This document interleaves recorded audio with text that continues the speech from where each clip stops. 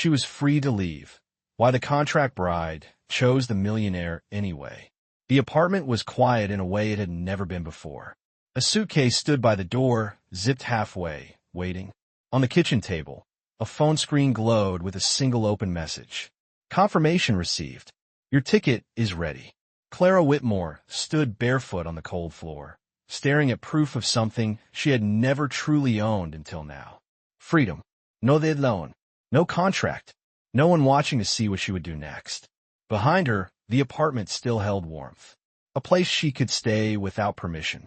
A place she could leave without consequence. Her hand hovered over the suitcase handle. If she was finally free to walk away, why did it feel harder than ever to move? Hello everyone. Before we begin today's story, I have a small favor to ask. Please hit subscribe and turn on the notification bell so you never miss our channel's new videos. It is quick, free, and the best way to support us in bringing you more dramatic stories. Your support means the world to us. Where are you watching from? Drop your city or country in the comments below. Thank you very much. The contract was over. Clara Whitmore had read the final line 3 times the night before, not because she did not understand it, but because her body had not caught up with the meaning yet. The agreement that once dictated where she slept, where she stood, and what she endured no longer held power. She was free to leave. No penalties. No negociations. No conditions hidden between polite words. The apartment reflected that truth. Half of the closet was empty now. The guest room no longer felt borrowed. Even the air seemed lighter, as if the walls themselves had stopped holding their breath. Ethan Caldwell was not home. He had left early that morning for a meeting, offering no questions, no reminders, no emotional weight disguised as concern. He had not mentioned the suitcase. He had not asked about her plans. That was the part that unsettled her most. He was not waiting for her decision. Clara moved slowly through the space, touching familiar surfaces with new awareness. The back of a chair, the edge of the counter, small anchors from a life that had quietly become hers without ceremony. Her phone buzzed. Once more, a message from Ethan. I will be late tonight. Do not wait for me. Eat if you are hungry. No question mark. No subtext. She set the phone down and sat beside the suitcase. For years, leaving had been her instinct, her protection, the only way she knew how to survive situations that demanded more than she was allowed to give. But this time was different. This time, no one was forcing her to go, and that changed the question entirely. She was not asking whether she could leave. She was asking why she wanted to. Clara leaned back against the wall, eyes closing for a moment as she listened to her own breathing. Slow, steady, unafraid. The contract was gone. The choice was real. And for the first time in her life, staying was not a trap. It was an option. As the afternoon light shifted across the floor, Clara opened her eyes and looked at the suitcase again. She had not decided yet, but she knew one thing with certainty. Whatever she chose next would be hers. And that was where the real story was about to begin. Clara did not leave that day. The suitcase remained by the door, untouched, as if it belonged to a version of herself that had already moved on. By late afternoon, sunlight filtered through the tall windows and settled across the floor in long, quiet shapes. The apartment no longer felt temporary. It felt observant, as if it were watching to see what she would do when no one else was directing her steps. She brewed tea and sat at the small dining table alone. There was no urgency, no pressure to perform relief or gratitude. Freedom, she was learning, did not arrive with fireworks. It arrived with silence, and silence could be heavier than fear if you did not know how to hold it. For years, her life had been built around reaction. Respond quickly. Leave before being pushed. Accept what was offered and disappear before it could be taken back. Even the contract marriage had been a kind of structure. Unkind, but predictable. Now, there was nothing pushing her forward. That unsettled her. She opened her laptop and stared at the screen, scrolling through options she had prepared long ago. Cities she once planned to vanish into. Job listings saved under false optimism. An old email draft, addressed to no one, written on a night when leaving had felt like the only way to survive. She did not send anything. Instead, She closed the laptop and leaned back, hands folded in her lap, breathing slowly until the restlessness softened. Later that evening, Ethan returned. He entered quietly, setting his keys down without the usual metallic echo. His coat was damp from the cold outside, his expression tired but calm. He paused when he noticed the suitcase. He did not comment. "Dinner is on the counter," Clara said. "I made enough for two, but you do not have to eat it." "Thank you," he replied. His voice carried no expectation, no interpretation, just acknowledgement. They moved around each other with practiced ease, two people sharing space without claiming it. Ethan reheated the food and sat across from her, leaving the chair between them empty. Clara watched him carefully, searching for signs she had grown used to reading in others. Subtle tension, a question hidden behind courtesy, a look that said, "Do not leave." She found none. Ethan ate slowly, eyes down, as if tonight were no different from any other. When he finished, he cleaned his plate and stood. "I will be in my office for a while," he said. "Let me know if you need anything." Then he left the room. No reminder of the contract. No reference to her plans. No suggestion that she owed him clarity. That was the strange part. He was keeping the boundary even after it no longer benefited him. Clara returned to the suitcase after dinner. She knelt beside it and unzipped it fully, folding one shirt more carefully than necessary. This time, she was not packing in a rush. She was examining each item, deciding whether it belonged to her or to the version of herself that had needed escape. She realized something then, quietly enough that it almost slipped away. She did not feel hunted. There was no urgency in her chest, no instinct screaming that staying meant danger. The absence of pressure had created a space where her thoughts could move without collision. That space was new, and it frightened her in a way fear never had.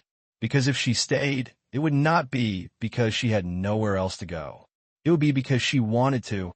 Later that night, Clara stood by the window, watching. The city lights flicker against the dark. Ethan passed through the living room on his way to the kitchen, then stopped. "I will be traveling tomorrow," he said. "Just for the day." She nodded. "Okay." He hesitated, then added, "You do not need to tell me your plans. I just wanted you to know you will have the place to yourself." "Thank you," she said. He waited a moment longer, as if listening for something unsaid, then turned away. When Clara finally lay down to sleep, the suitcase was still open, half full, half empty. She stared at the ceiling, aware of a quiet truth forming beneath her thoughts. Freedom had arrived, but freedom did not tell her where she belonged. That answer, she was beginning to understand, would have to come from somewhere deeper. And for the first time, she was willing to listen. The next morning passed without ceremony. Ethan left early, as promised, his departure marked only by the soft click of the door and the absence that followed. Clara stood in the kitchen for a long moment after he was gone, listening to the quiet settle back into the apartment. It felt different today, less uncertain, more intentional. She made breakfast for one and ate slowly, tasting each bite as if proving to herself that nothing was being taken away. By late morning, she stepped outside. The city greeted her without recognition. Cars moved. People hurried. No one knew who she had been yesterday or what choice hovered in her chest today. That anonymity felt like a gift she had not realized she wanted. She walked without a destination. At a small hardware store a few blocks away, she paused at the entrance, surprised by the impulse that brought her there. Inside, the air smelled of wood and metal, solid and uncomplicated. She wandered the aisles, fingers brushing over shelves, until she stopped in front of a display of light fixtures. The bulb above the bathroom mirror in the apartment had been flickering for weeks. She had noticed it. Ethan had noticed it. Neither of them had mentioned it. Clara bought a replacement and carried it home herself, the small box light in her hands. Back in the apartment, she stood on a chair and replaced the bulb carefully, testing it twice before stepping down. The steady glow reflected back at her, clear and even. It was a small thing, but it mattered. When Ethan returned that evening, he noticed immediately. "The light," he said, glancing toward the hallway. It stopped flickering. Clara nodded. "I changed it." He smiled just slightly. Not approval. Recognition. "Good," he said. They sat together in the living room later, not close, not distant. Clara read, while Ethan reviewed documents on his tablet, the soft sound of pages turning filling the space between them. At one point, a message appeared on Ethan's screen.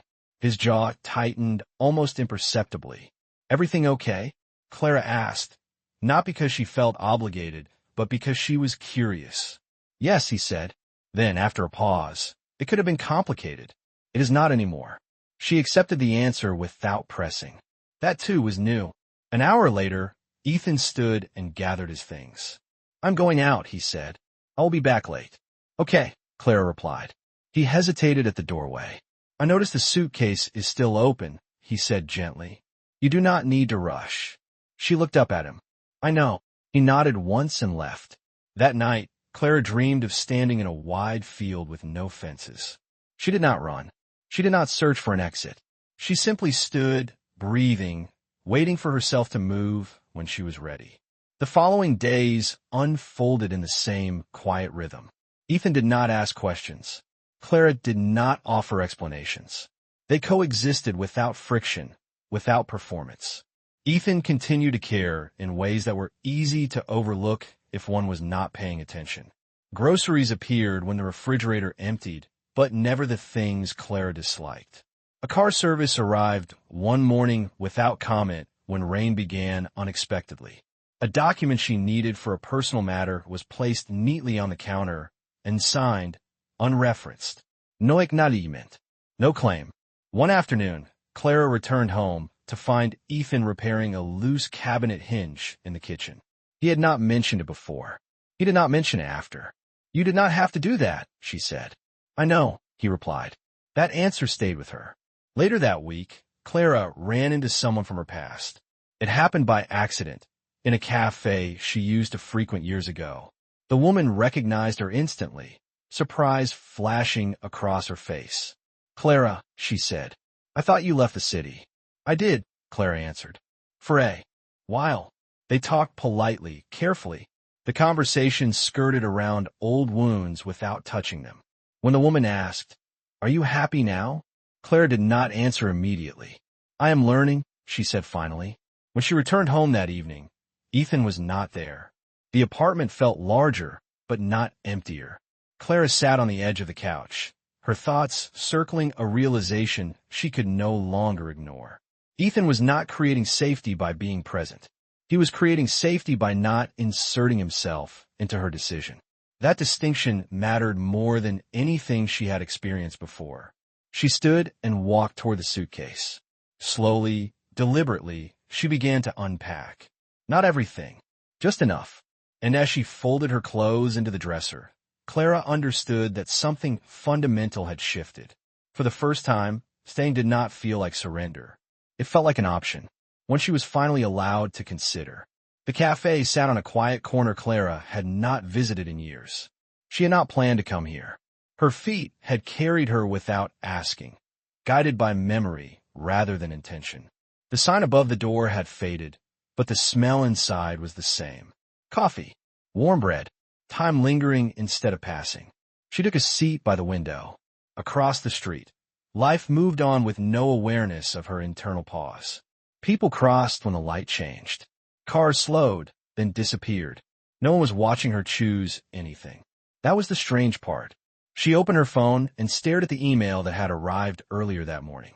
A job offer. Not a dramatic one. Not a rescue. Just a quiet opportunity from a small firm in another city. The kind of offer that once would have felt like escape. Distance. A clean break. She closed the screen without responding. Her reflection in the glass looked unfamiliar. Not frightened. Not hopeful. Just present. Years ago, this cafe had been a place of endings. She had sat at this same table after being told she was replaceable, that loyalty did not matter, that staying was never an option offered to people like her. She had left that day without arguing, because leaving had always been the safest choice. Now, sitting here again, Clara understood something she had never allowed herself to see. She had not been weak for leaving. She had been denied permission to stay. The realization settled slowly, not as anger, but as clarity. Her phone buzzed once. A message from her father. She did not open it. Instead, she paid for her coffee and stepped back into the afternoon light. When she returned to the apartment, Ethan was not there. The quiet greeted her like an open door rather than an absence. She set her bag down and walked through each room, noticing details she had overlooked before. The window Ethan had fixed weeks ago no longer rattled in the wind. A stack of books on the side table had been rearranged, not curated, just shifted so her favorites were easier to reach. Nothing felt claimed. Everything felt considered. Later that evening, the door opened and Ethan stepped inside. He looked tired, but composed, the way he always did when he carried responsibility without showing it. "You went out," he said. "Yes," Clara replied. He nodded. "I will be out again tomorrow." "For work?" she asked. "For something I need to finish," he said. She did not ask what. He did not offer. They ate dinner quietly, the sound of silverware filling the space between them. Halfway through, Clara spoke. "I receive an offer today," she said. Ethan looked up, attentive but unreadable. "I hope it was something you wanted." "It could be," she said honestly. He waited. "It would take me away," she continued. "Not just from here. From everything familiar." "And how do you feel about that?" he asked. She searched for the answer. "I do not know yet. That is allowed," Ethan said calmly. She studied his face, looking for expectation, for tension, for any sign that her answer mattered more to him than it should. There was none. That unsettled her more than pressure ever had. After dinner, Ethan stood and collected the plates. As he moved toward the sink, his phone rang. He glanced at the screen, then answered. "Yes," he said. "I understand." "No, that will not be necessary. I am not changing my position." He listened, then added quietly, "She is not part of this." The call ended. Clara had not meant to listen, but the words echoed anyway. She is not part of this. Later that night, Clara stood alone in the bedroom, suitcase still open on the floor. Half unpacked, half waiting. She sat on the edge of the bed and let herself feel the question she had been avoiding. If she stayed, would it mean giving something up? Or would it mean choosing something for the first time? She realized then that her fear was not of staying. It was of staying without freedom. And for the first time, that fear did not apply. Because Ethan was not holding the door closed. He was not standing in front of it at all. The next morning, Clara found a note on the kitchen counter. "I will be gone most of the day. Take your time. Do what you need to do. No signature. No expectation." She folded the note carefully and placed it in her pocket, as if it were something she might need later. By the afternoon, the decision had not arrived. But the pressure to decide had dissolved, and that, Clara realized, was its own kind of healing. Because for the first time in her life, the question was not whether she was allowed to leave. It was whether she wanted to stay. And that answer could not be rushed. The message came late in the afternoon. Clara was standing at the kitchen counter, rereading the job offer she still had not answered, when her phone vibrated once. The screen lit up with a name she had not seen in months. A lawyer she recognized from her father's circle. Her stomach tightened, but she answered anyway. "Clara," the man said smoothly. "I was hoping we could speak." "I am listening," she replied. "There has been some confusion," he continued, "regarding your previous marriage agreement. Certain parties believe there may still be obligations." Clara felt the familiar pull of old fear, the instinct to apologize before understanding why. She stopped herself. "The contract ended," she said calmly. "Everything was settled. Legally, yes," he agreed. "But reputationally, matters are not always so simple. It would be unfortunate if misunderstandings were allowed to spread." There it was. Not a threat. An implication. Clara inhaled slowly. "What are you suggesting?" "That you keep a low profile," he said. "Avoid public association. Avoid decisions that might raise questions." She almost laughed. "For whose benefit?" she asked. A pause. Then, for everyone's. "I will consider your concern," Clara said evenly. "But I will not be guided by it." She ended the call before he could respond. Her hands trembled slightly as she set the phone down. This was the part she knew too well. The moment when freedom was tested, not by force, but by pressure dressed as advice. She did not want to bring this to Ethan. Not yet. But as if sensing the shift in the air, the door opened behind her. Ethan stepped inside, coat still on, eyes immediately finding her face. "What happened?" he asked. She hesitated, then told him the truth. Not every detail, just enough. He listened without interruption. When she finished, he nodded once. They were trying to reclaim control through uncertainty. "I know," she said. "I just did not expect it so quickly." "They do not like loose ends," Ethan replied, "especially ones that choose differently." She waited for him to offer something more. A plan, a reassurance, a promise. Instead, he said, "Do you want me to step in?" The question surprised her. "Can you?" she asked. "Yes," he answered simply. "And will you?" she asked. Ethan met her gaze. "Only if you ask me to." The room felt very quiet. This was the difference she was still learning. Protection that waited for consent. "I need to think," Clara said. He nodded again. "I will be in my office." Hours passed. Clara sat alone on the couch, replaying the conversation. She imagined what stepping in would look like. Legal letters. Quiet pressure reversed. Doors closed to people who had once dictated her options. It would be effective. It would also mean leaning on someone else's power again. Her phone buzzed once more. Another message. This time from an old colleague, congratulating her on the new opportunity and asking when she planned to leave the city. Clara stared at the words. Leave. Stay. The binary felt false now. She stood and walked toward Ethan's office. The door was open. He was seated at his desk, reviewing documents, posture relaxed but alert. "I do not want you to fight them," Clara said. Ethan looked up, attentive. "But I also do not want to pretend they do not exist," she continued. "I want them to know that I am not alone. Not owned. Just not isolated." He considered her words carefully. "There is a way," he said. "I can make it clear that interference will not be tolerated. Without attaching you to me. Without statements. Without visibility." Clara felt something loosen in her chest. "That feels right." He nodded. "Then that is what I will do." She hesitated, then added, "After that, you step back again." Ethan did not smile. He did not argue. "Of course," he said.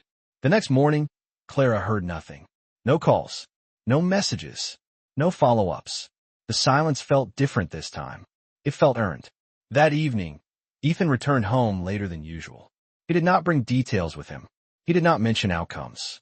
He simply said, "It is handled." She believed him. Over dinner, they spoke about small things. The weather turning colder. A restaurant opening nearby. A book Clara had started reading. Normal things. Later, as Clara prepared for bed, she noticed the suitcase still sitting open in the corner of the room. She had not packed it further. She had not closed it either. She realized she did not feel rushed to decide. For the first time, protection had not come with expectation. And that, more than any gesture before, changed how she saw Ethan. Not as a solution, not as an escape, but as a presence that did not require her to shrink or disappear. As she turned off the light, one thought settled gently into place. Safety was not about someone standing in front of her. It was about knowing that if she stood still, she would not be pushed. And tonight, for the first time in a very long while, Clara slept without planning her next exit. The question did not come all at once. It arrived quietly, over the course of an ordinary morning. Clara woke before dawn, the city still dim and hushed, and lay still as she listened to the steady rhythm of her own breathing. There was no urgency pressing against her chest, no plan demanding immediate action. And yet, beneath the calm, something waited. She rose and padded into the kitchen, making coffee the way she always did now, unhurried. The routine grounded her. The familiarity reminded her that she was not a guest here anymore. Freedom had settled in, and with it came responsibility. Not to anyone else, to herself. She sat at the table and finally asked the question she had been circling for days. If I stay, am I choosing freely, or am I simply afraid to leave? The thought did not frighten her. It challenged her. For so long, every decision in her life had been shaped by pressure. Stay meant submission. Leave meant survival. There had never been space to examine what she actually wanted. Until now, Ethan was already gone when she finished her coffee. A note rested by the sink, written in his precise, restrained handwriting. "I will be out most of the day. There is soup in the fridge. No expectations. She folded the note and slipped it into her pocket without thinking. The hours that followed were quiet. Clara walked through the neighborhood alone, past storefronts she recognized now, past corners she no longer scanned for exits. She noticed how her body moved differently, less guarded, more present. At a small bookstore, she ran into someone she had not seen in years.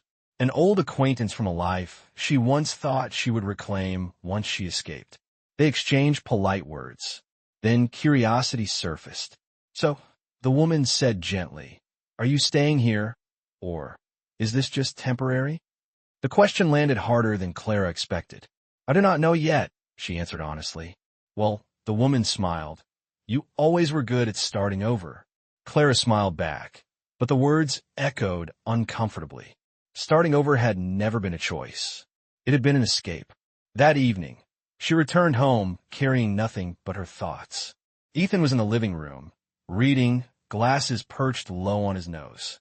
He looked up when she entered, attentive but not expectant. They ate dinner together in silence, the comfortable kind that did not demand filling. Afterward, Clara spoke. "I need to ask you something," she said. Ethan set his book aside at once. "If I stay," she continued slowly, "will you think it means something I did not intend?" He considered her question carefully. "I will not assume anything you do not say," he replied, "and I will not ask for anything you are not offering." That answer did not simplify things. It made them more real. She nodded, absorbing his words. Later that night, alone in her room, Clara opened the suitcase fully for the first time.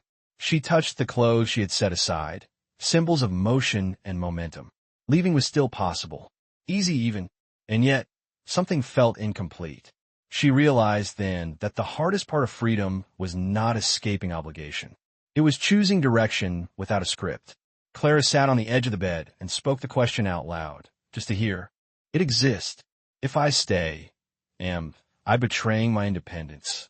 The answer came from somewhere deeper than fear.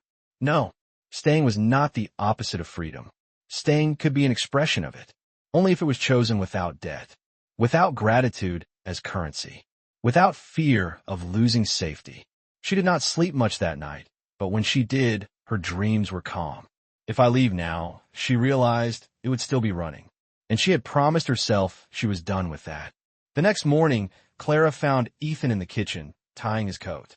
"I'm going out for a while," he said. "You do not need to tell me where you are today." She met his gaze, steady. "I might not go anywhere," she replied. "That is fine too," he said. As the door closed behind him, Clara felt the weight of the moment settle. There was no dramatic countdown, no confrontation, no final test imposed by anyone else. This was the hardest question she had ever faced, not because it was dangerous, but because the answer would be entirely hers. And whatever she chose next would not be a reaction. It would be a declaration. Clara stood in the quiet apartment, sunlight spilling across the floor, and understood something fundamental. Healing was not about being saved. It was about learning that staying and leaving could both be acts of strength. And now, she was finally strong enough to choose. Ethan did not plan the conversation. It happened the way most honest moments did, without preparation and without strategy. He returned home earlier than expected that evening, the sky already darkening beyond the windows. Clara was in the living room, sitting on the floor with a book open in her lap, though she was not reading. She looked up when he entered, surprised but not unsettled. "Everything okay?" she asked. "Yes," he said. "I finished sooner than I thought." He paused, noticing the open suitcase in the corner of the room. It was no longer half-packed. It was simply open, its contents folded and still, as if waiting for instruction. Ethan did not look at it for long. He set his coat down and remained standing, hands relaxed at his sides. "There is something I should say," he began. Clara closed the book and placed it beside her. She did not stand. She did not brace herself. She simply listened. Ethan chose his words carefully, not because he feared her reaction, but because he respected the weight of the moment. "I want you to know," he said, "that you do not owe me an answer." She nodded once. "You do not need to explain your decision," he continued. "You do not need to justify staying, and you do not need to defend leaving. Whatever you choose will be enough. Clara searched his face, looking for the familiar tension she had learned to expect from men who said generous things while quietly waiting for compliance. She found none. "And if I leave?" she asked. "Then I will know it was your choice," he said, "and I will respect it. And if I stay, then I will not assume it means more than you intend." There it was. No promise, no claim, no future shaped in advance. Just space. For the first time, Clara felt the full weight of being trusted with her own agency. It was both liberating and terrifying. She stood slowly, brushing her hands against her legs, grounding herself. "I have never been given this much room before," she said quietly. "Usually, kindness comes with expectation." "I know," Ethan replied. "That is why I wanted to say this out loud." He took a step back, physically reinforcing the boundary he was describing. "I'm not waiting for you to choose me," he added. "I'm only making sure you are free to choose yourself." Silence settled between them, not heavy, but reverent. Clara felt something shift inside her chest. Not relief, not affection, recognition. This was what safety felt like when it did not demand loyalty in return. She did not answer him then. She did not need to. That night, Clara lay awake longer than usual. The city hummed outside, distant and unconcerned.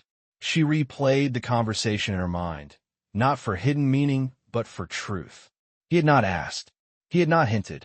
He had not stayed close to see which way she would lean. He had stepped back, and in doing so, he had given her something she had never experienced before, a choice unobserved. The next morning, Ethan left early again. This time, there was no note, no announcement, just absence. Clara moved through the apartment slowly, touching familiar objects as if seeing them for the first time. The mug she always used, the windows she opened each morning, the chair where Ethan often sat, leaving space between himself and whatever she might need. She picked up her phone and scrolled through her messages. No reminders, no deadlines, no one waiting to hear whether she had decided correctly. She returned to the suitcase and closed it gently, not in a rush. Not with finality. She placed it back in the closet and shut the door. Then she sat at the table and waited, not for Ethan, but for herself. When he returned that evening, she was there, calm and present. They exchanged a look that acknowledged everything without claiming anything. Ethan spoke first. "You do not have to say anything," he reminded her. "I know," Clara said. She took a breath, steady and unhurried. "I'm not ready to leave," she said. "And I am not staying because I am afraid." He did not respond immediately. He did not smile. He did not move closer. He simply nodded. "That is enough," he said. And in that moment, Clara understood something she had spent years chasing. Healing was not a dramatic declaration. It was the quiet confidence of being allowed to choose without consequence. For the first time, she felt the answer forming not as an obligation, but as an unasked truth. And she knew that whatever she decided next would belong entirely to her. Clara did not announce her decision. She lived it. The days that followed passed without ceremony. No dramatic shift. No sudden declarations that demanded attention. She woke each morning and chose to remain, not as someone waiting to be claimed, but as someone who had stopped running. The apartment adjusted to her presence in subtle ways.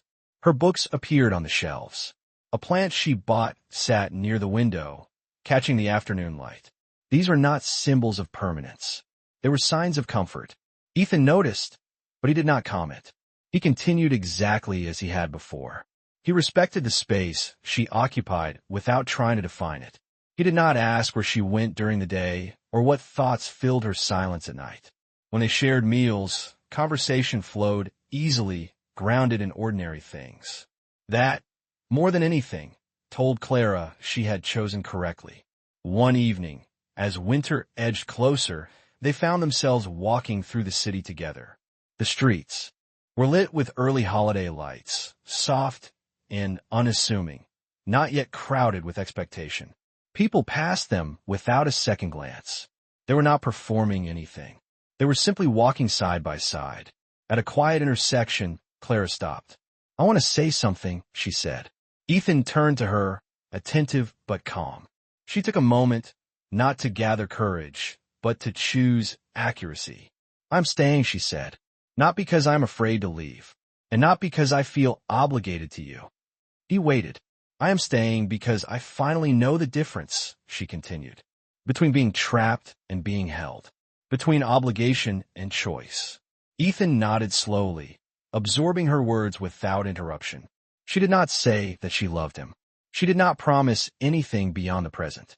Instead, she said the truth. I am not running anymore. The air between them shifted, not with romance, but with recognition. Then we will take things as they come, Ethan said, without rewriting what this has been. That mattered to her. They returned home in silence, the kind that did not need translation. Later that night, Clara stood alone in her room, looking at the closed closet door where the suitcase remained. She opened it once more, not to leave, but to unpack fully. Each item returned to its place felt like an affirmation, not of arrival, but of presence. She slept deeply for the first time in weeks. In the morning, she found Ethan in the kitchen, reading through documents. He looked up and smiled faintly, a gesture of acknowledgement rather than possession. I will be out for a meeting this afternoon, he said. I should be back before dinner. Okay, Clara replied. She hesitated, then added, I will be here. He did not respond immediately. Then he said quietly, I know. That was enough. As the day unfolded, Clara realized something important. Healing did not erase her past. It did not undo the wedding she never wanted or the contract signed under pressure.